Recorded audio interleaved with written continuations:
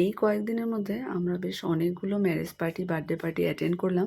তবে আজ রেডি হয়েছি 1 ইয়ার অ্যানিভার্সারি সেলিব্রেশনে যাব। কেমন লাগছে অবশ্যই জানিও। বাড়ির পাশেই সোনাইর অ্যানিভার্সারিতে ওর বিয়েতেও আমাদের ইনভাইট ছিল। তো আর এই দেখো অ্যানিভার্সারির সেলিব্রেশনের ডেকোরেশনটা কি দুর্দান্ত হয়েছে না, দেখার মতো। দেখা হয়ে গেল কলিতাবাইদের সাথে, বললাম দাঁড়াও একটু ভিডিও করে নিই। দেখো ওরা বেরিয়ে যাচ্ছে।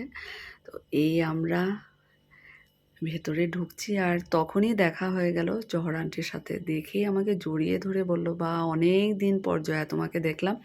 এদিকে দেখো গণেশ বাবার মূর্তি আর ওখানে আমরা দাঁড়িয়ে। আজকে ব্রাইডকেও দেখো কি মিষ্টি লাগছে। আমি তো দাঁড়িয়ে একটা ছবি প্রথমেই তুলে নিলাম। আর এখানে দেখো ভেতরের ডেকোরেশনটা জাস্ট অসাধারণ হয়েছে।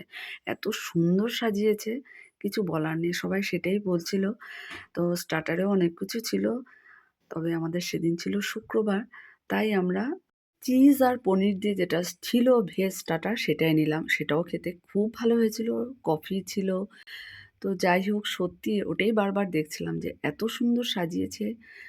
আর বিয়েবাড়িতে গেলে তো সবার সাথে দেখা হয়, বসে কিছু গল্প করলাম, মাম্পিওরাও ছিল। তারপর আমরা চলে গেলাম সোজা খাওয়ার জায়গাতে।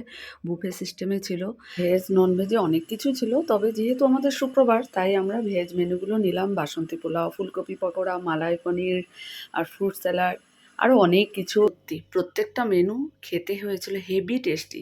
চলো এই বিয়েবাড়ি মিনি ব্লগটা এখানে শেষ করে দিচ্ছি। ভালো লেগে থাকলে লাইক, শেয়ার, কমেন্টস করে অবশ্যই সাবস্ক্রাইব করে দিও। টাটা।